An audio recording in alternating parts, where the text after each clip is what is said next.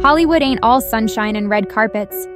Leaving Harmony Springs, population 12147, for the glitz and glam seemed like a dream come true. Me, Luna Lopez, a small-town girl with legs that went on forever, and a smile that could charm a rattlesnake, ready to conquer the silver screen. Boy, was I naive. Landing gigs was harder than wrangling a herd of feral hogs.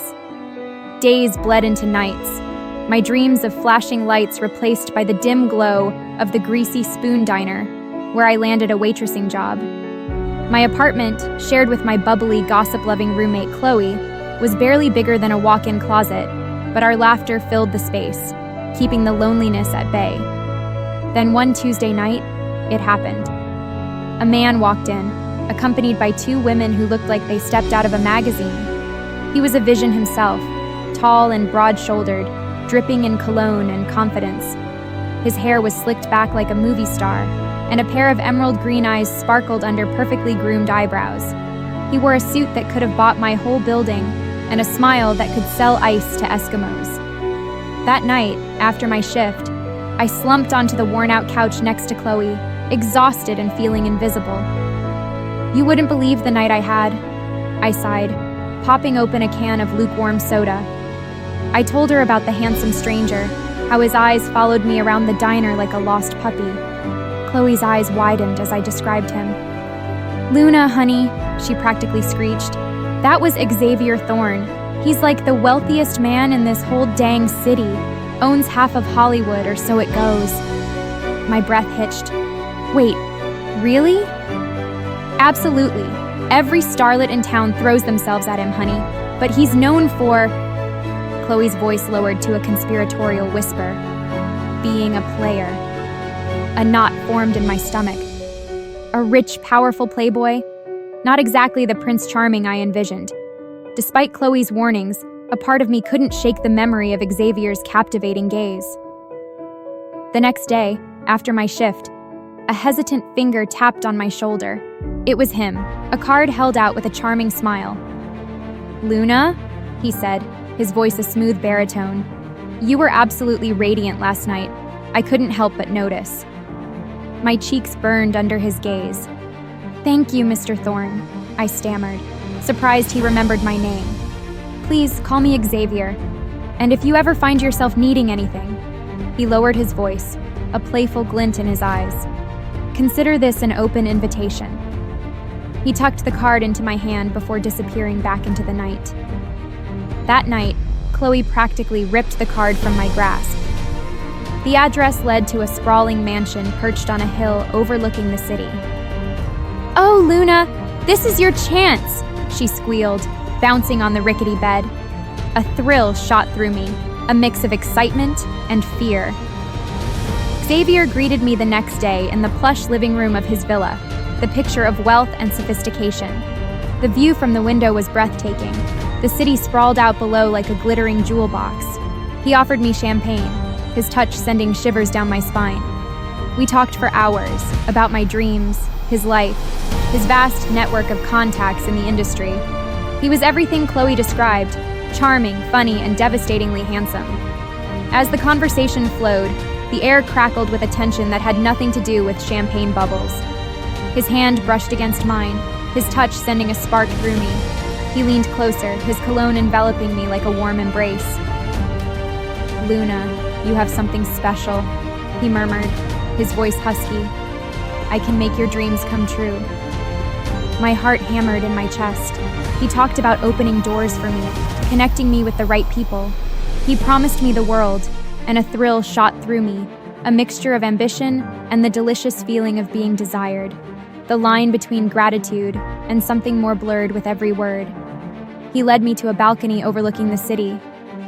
The city lights, once a symbol of distant dreams, seemed within reach now. He turned to me, his emerald eyes locking with mine. Before I knew it, his hand was gently cupping my face, his thumb tracing the curve of my cheek. His touch was electric, sending a jolt through me.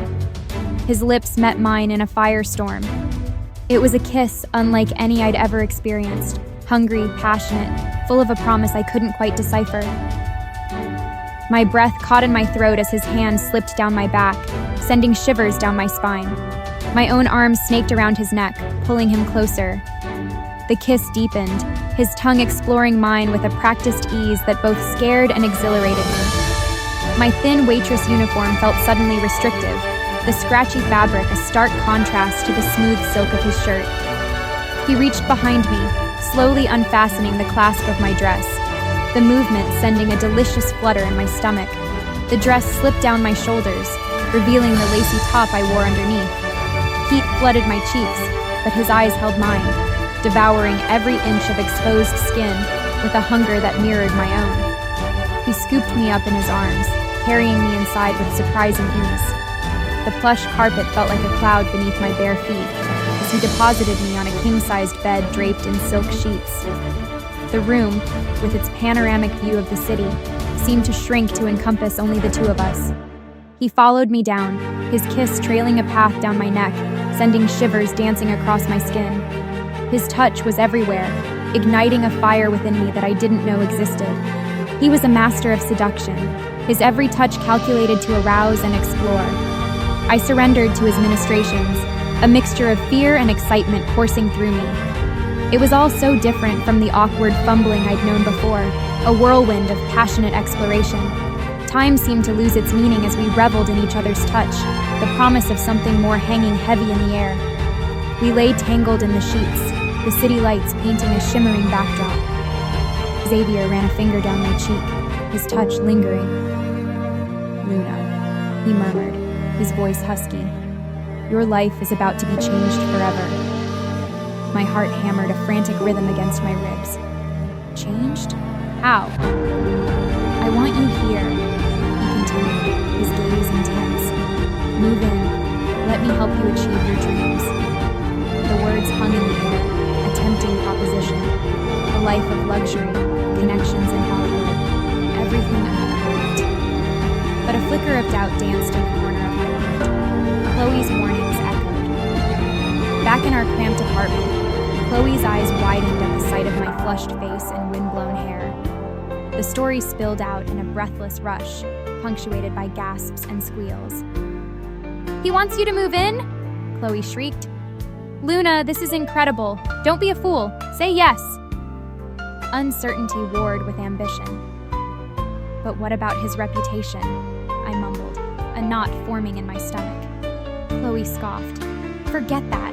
This is your chance, Luna. Grab it with both hands." Packing my meager belongings, a bittersweet ache settled in my chest.